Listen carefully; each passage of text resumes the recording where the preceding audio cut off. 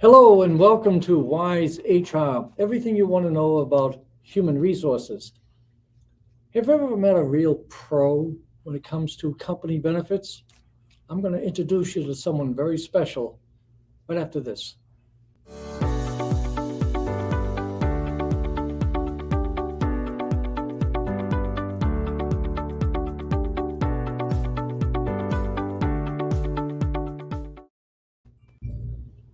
Hi everyone, I'm Dr. Jack Mitchell, and it's my pleasure and joy to be with you tonight on another edition, another show for Whyz Hr, everything you want to know about human resources.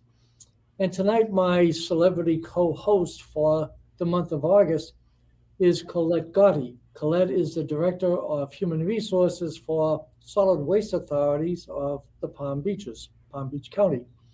Colette is really an expert in a number of different fields, but one of her certifications is in the area of benefits. So tonight, we're really going to call on Colette with her terrific knowledge of, now I'm really setting her up, but she really is that good. So we're going to have just a discussion on benefits tonight, and we know you're going to thoroughly enjoy it. Colette, welcome to the show again. Thank you very much. It's an honor and a privilege to be here with you. Tell us now, you're certified in benefits. What does that mean? That means I took a class, a credentialed class through, I think it was I don't even remember anymore. It was the Certified Employee Benefit Specialist. And then there's another one through, oh goodness, I can't think. I'm certified in compensation and benefits through World at Work. World at Work, okay. World at Work. I've been certified for so many years. I apologize. Well, the fact of the matter is she has been. Very few HR professionals are certified in these kind of areas. And so you have someone like Colette, who is a generalist. She has her certification as a senior professional of human resources with SHRM, but she also has these certifications that allow her to have certain expertise in the field of benefits. So as I said in the opening, we're going to take advantage of that because I have a certain amount of background in benefits. And our guest today that we're going to introduce in just a minute, David Wood. David also is a professional with a terrific, extensive background in benefits. But of the three of us, the real guru tonight is my good friend Colette. So let's invite David to join us and say hello to the crowd. Good evening, David. Good evening. Hey, David. David, we have Colette with us. So you and I, even though we have a little background, she has all those certifications and proven knowledge in the field of benefits. So we want to talk about benefits tonight and why they're important for an employee, why they're important for an employer. And so we're going to look at it from both points of view, not just the medical and health benefits, but I want to talk about the various benefits that a company can provide and why they do provide them or why they don't provide them. So I want to have kind of a discussion on a wide concept of benefits that are provided by a company. As we start the show, I just want to remind folks that once in a while, if a good idea comes about, that we'll ring the bell. Okay, so hopefully you'll hear a couple of bells tonight. We want to keep the show, as I always say, we want to have fun. This is our free time that David and Colette, myself, are here freely. They've already worked all day today, and so they're here to because they want to be here, and we want to have fun. But we want it to be engaging. We don't want this to be a lecture on benefits. We want it to be a discussion of HR professionals, senior HR professionals. So who've had a number of years experience, actually implementing the various benefit programs. So I want it to be engaging, but I also want it to be informative. And I think that we've really kind of proud of the information that we have shared over the past weeks on Whyz Hr. And we've got some pretty wonderful comments from our viewers thanking us for the information that we've shared and also for some of the fun and engagement that we've provided. So let's start. I want to just start with a brief commercial first, and then we'll get into the subject matter, okay? So we'll be with you right after this brief commercial.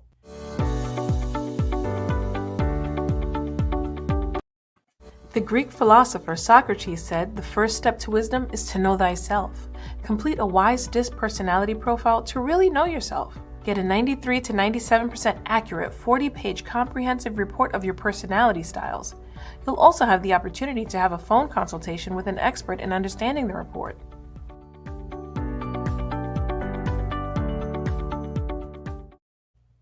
That profile is a wonderful, wonderful instrument and tool that we use frequently in HR and for many different reasons. So if you're interested in that, just contact us here at Whyz Communications.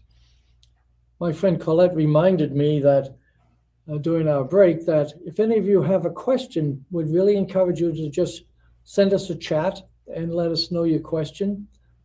If you do, know that your name will more than likely be on the screen, and that's fine. We would love that. But if you feel a little uncomfortable, then you can always just email me at drjack@whyzhr.com. Send me your questions, and next week we'll respond to those questions, okay? Okay, let's get into benefits. So, Colette, tell us a little bit about the core benefits that the companies have to provide benefits, or is it free for a company to choose to either give benefits or not to give benefits? It's really the employer's decision as to whether or not to offer benefits and what benefits to offer. Generally, companies of any size, meaning 10 people or more, offer benefits. And what they consider core benefits would be like medical insurance, dental, vision sometimes would be considered a core benefit, life insurance, and then now more importantly is the employee assistance program called EAP. So those are really called the core benefits. Okay. That an employer will provide. And they generally do it as a strategic value and as a recruiting tool to get employees or candidates to want to come to work for them because of the good benefits. So you said use the number 10. Is that kind of a rule of thumb that once an employer has 10 employees, the employer should be thinking about perhaps offering benefits? Well, the small companies generally are profit sharing can be, and so it's really a matter of financials and whether or not they can offer them. And if companies are generally that small, they typically only offer medical, in my experience. Mm-hmm. My sister has her own company and she has less than 10 employees and she offers medical coverage for them. Does she? Yeah, Oh, but she doesn't offer any of the dental or the vision or the life insurance. Okay. That gets too much.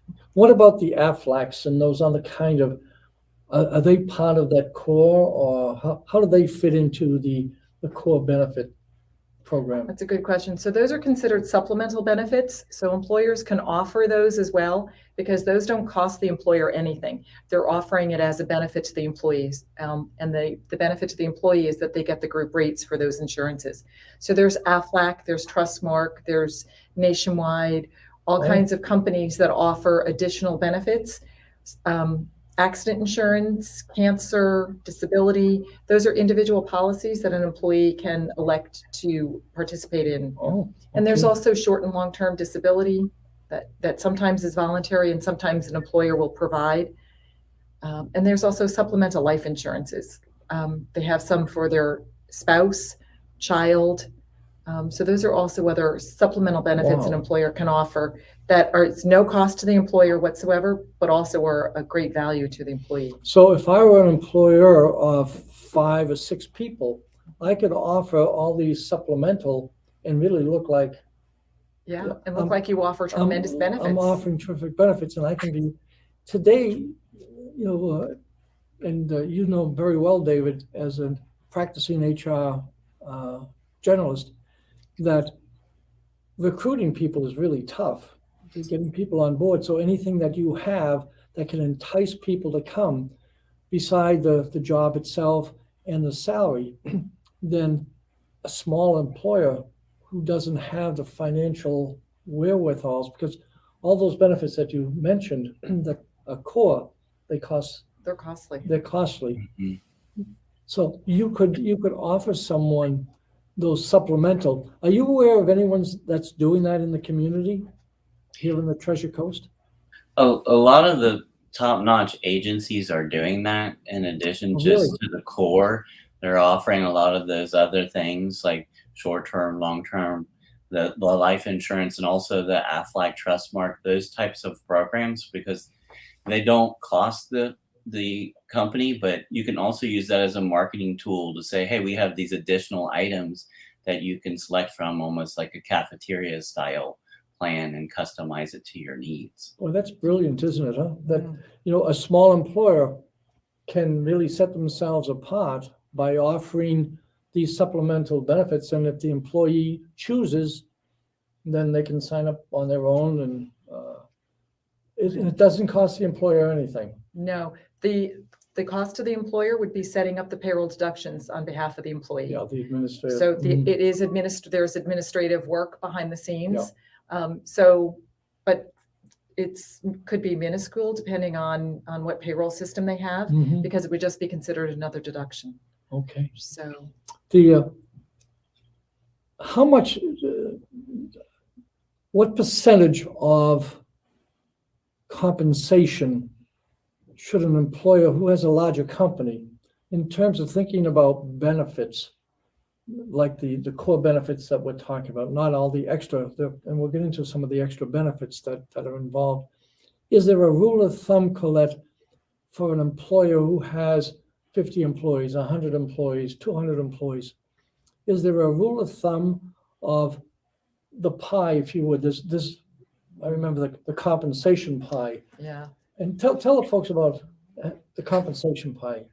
Do you know what I'm referring to? Are you talking about base salary and then bonuses and merit? That's correct. And then benefits? In the pie that I have used in the past, the biggest slice is usually the salary. Then there's vacation. Then there's the sick time, and then there's benefits and so forth. So all of those, there's only so much dollars that a company has to put into the employee. They have to pay the rent. They have to pay for the cost of services. They have all sorts of costs that they have to cover. But the largest cost is for the employee. But it's more than just a salary. Most people think, yeah, I'm going to make $40,000 a year, and so it's costing the company $40,000. Well, it goes way beyond $40,000 when you think in terms of those different factors, paid holidays, all of those kind of things, right, all cost that company money. Is there a rule of thumb of how much or percentage of that pie should be spent on core benefits? Not really, because it really depends on what type of a company it is, how profitable they are, how many employees they have, and really where their sweet spot is. So what you described, I call total comp, right? Okay. So you get your salary, plus you get benefits, Mhm. then you get bonuses, and then you get other perks, let's say a car or allowance Yep. or the such. So when you're looking at the type of company you are, that's how you fit in benefits, to find out from a recruiting and a strategic standpoint, where do you want to focus on your money? So for example, if you're a startup and you're young, maybe it's the profit sharing that you want to put more money into, because then it incentivizes the new hire, the new employee, to really go out there and get the customers and sell the product or do whatever they need to Good do. thinking, yeah, excellent. Right? Yeah. So David knows as well as I do, in government is not known for paying high salaries. Yep. So we're always challenged with, how do you compete for good talent when you can't compete on the salary side? So that's where government has always had a reputation of providing good benefits. And they do. The benefits, are extraordinary. To your point, we offer a full array of medical, dental, vision, life insurance, EAP. We provide disability, short and long-term disability. And then we also provide sick time, vacation time. We provide Florida retirement system, so we provide a retirement plan. It goes on and on. And all of that, from an employee's perspective, should be security and protection. So they know if they get sick and they can't work, we'll have the benefits to help them out and continue to have a paycheck. And then as they progress in their career, they accrue more sick, more vacation, they get retirement, and then they have this, quasi golden parachute to say, thank you very much. So it works. So I know for us, we when we go to recruit, our strategic value is our benefits, The benefits, our okay. work-life balance, the stability that we offer in this chaotic job market. Mhm. We're not going to lay you off because of COVID came and our revenue went down, or we have to close our store. So, there's certain things that I look at that we can provide, as well as our culture, that's going to be appealing to people. So that's our value. Yeah. So, and David, you've worked for, the clerk, and now in your current employer, what's their strategic value? Is it benefits or? It's that compensate. It's the combo, just like what you said. It's that total pie of the package where you can utilize the benefits that you offer to entice somebody based upon the cost, or get down and actually do the calculations with someone as far as, are there co-pays? What's the maximum out of pocket? How much do you pay for a family plan versus a single plan? So some of those things you can balance out with salary and attract some really great staff just by advertising all the benefits that you can offer them to keep for that security. That's pretty sophisticated. I'm thinking of a lot of folks that are maybe just entering the workplace, and maybe they're unskilled laborers and so forth. And, they will move from a company they're employed by that has some benefits and so forth, but they'll see that they can go to the company down the street that's going to pay them 75 cents an hour more, or $1 more, and they'll leave. And I'm saying, wow, do they realize that there is that pie, and they've chosen to leave a company that is providing a lot of these benefits, but they really don't appreciate the cost of those benefits or the value of those benefits in terms of dollars for them. And they just see, I can make, $13.50 as opposed to $12.50, and the $13.50 answers my immediate need more than a benefit for dental. There's that mindset of an employee is right. And that's what you have to be able to appeal to talk to them at their level and try to get to what their need is, to see if you can fulfill it, to see whether or not the job is a good match. I actually, not too long ago, had an employee that quit because he was scheduled to work, Monday through Friday, and he called out sick one day. And earlier in the week, he worked his day off. So he thought he was going to get overtime. So because he didn't get overtime, he quit. And it was like, really? So I said, let me explain to you how this works. Yeah. Maybe there was, and so you're right. Sometimes the paycheck, they have to have enough in a paycheck to survive. And that's sometimes the bottom line. They don't think that they're going to get sick, or they don't think about the benefits because they need it in the paycheck. So everybody is different. And David, you brought up a good point too. The types of healthcare plans and the amount an employer can contribute towards that coverage, right? Just to say we offer medical coverage, well, that's great, but who pays? And how much? And how much? Is it 100% employee paid, or is it 100% employer, or is it 80-20?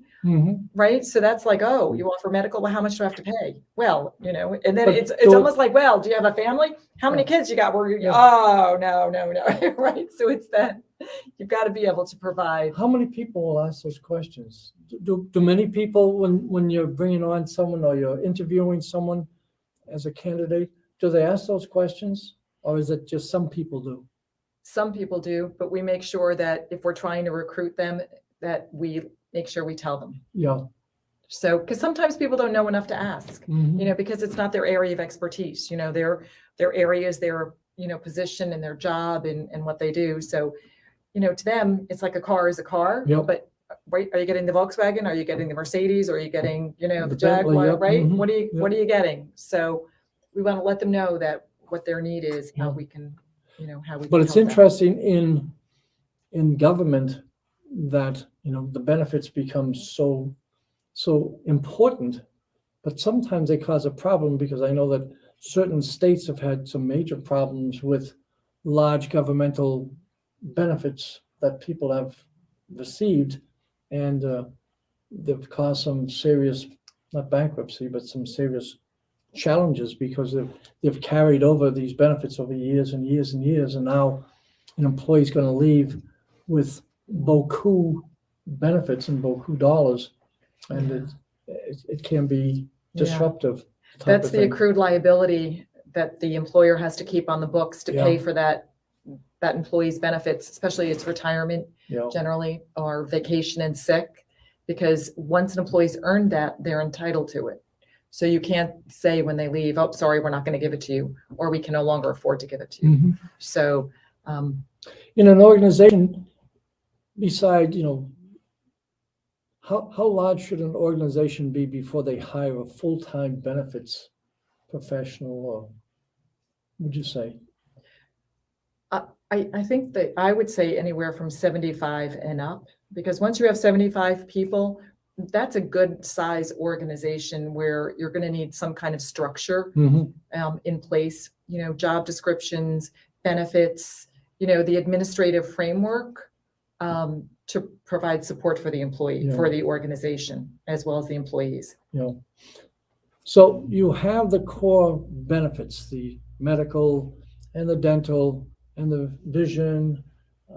You had, and then you mentioned about 5 or 6 core, whether they be short-term, long-term disabilities, life insurance, and so forth. And again, the company has to pay for that, so that becomes a costly part of the payroll function for a company, and it cuts right into their profit margins, obviously. But beside that, there are other benefits, such as vacation days. Now, the three of us know that vacation days are not required, but if you don't have them, You miss them. But they're not required. An employer does not, under law, have to provide paid vacation time. So if you have paid vacation time, that's because the employer wants to give that to retain people and to be positive. There's a psychologist by the name of Hertzberg, and he calls those benefits that we just discussed, those core benefits, he calls them hygienic. He says they're not motivational. The fact that a company has those benefits in today's world is not motivational. They're expected. And so there are some things that a company provides. They say, well, we have a wonderful cafeteria. Well, in today's world, companies your size would have a nice cafeteria. So it's not motivational. Or a boss may say, well, wow, I just put in this wonderful training room. Well, and they feel, that I just spent, X thousands of dollars putting in these terrific training room with all the AV equipment and so forth. So the boss has patted himself on the back, and the employee said, well, we should. We're a large company, and we have, a couple of thousand employees, and we should have, a couple of training rooms. So they're almost expected. And they're not motivational. So one of the things some employees think that if I do these things, then it is going to be motivational. But then according to Hertzberg anyways, he calls them hygienic, that they're things that are expected at this level. David, what are some of the things that go beyond those core expected benefits that are, when I know that there's a program here in this county for, best place to work. It's in many, many counties. Yeah. What are some of the benefits that you're aware of, David, that would provide some extra benefits? What would some of those benefits be? Like aside from awards and things like that, is that what you mean? Or are you just talking about benefits to the general? No, about benefits that a company would provide. There could be things under wellness or types of incentives for staying healthy, for doing your general maintenance items that you'd have, like mammograms, colonoscopies, and depending on if your plans pay for those, they can keep the employee healthier. So that means that they're generally at work. Well, and they're working more hours instead of using sick time. So that idea is to keep them healthy, so you're retaining them. It's one way of retaining the employee. Okay. And they're more productive. Yep, and they're more productive. And they're more productive. They're happier, Yep. right? No, So- that's excellent. Those wellness programs and so forth, that to be preventative type of thing. yeah. And they could consist of maybe a gym. Or just even challenges, little challenges like drinking water, walking, how many steps a day, Oh, okay. steps a week. Oh, okay. Yeah. Good. We're going to come back right after this commercial and talk about some of the other kind of esoteric benefits that a company can give. Okay. We'll be back right after this commercial. Some of the benefits that we received from the Leadership Institute is, one, getting to know what your work style is and just finding like better ways or the best way to communicate with not only your team, but with people in general. And I found this leadership training to be something I did not imagine. It's been very enjoyable. It's very interactive. And I'm learning things about myself that I didn't know before. It really makes you think and look at things in a different perspective.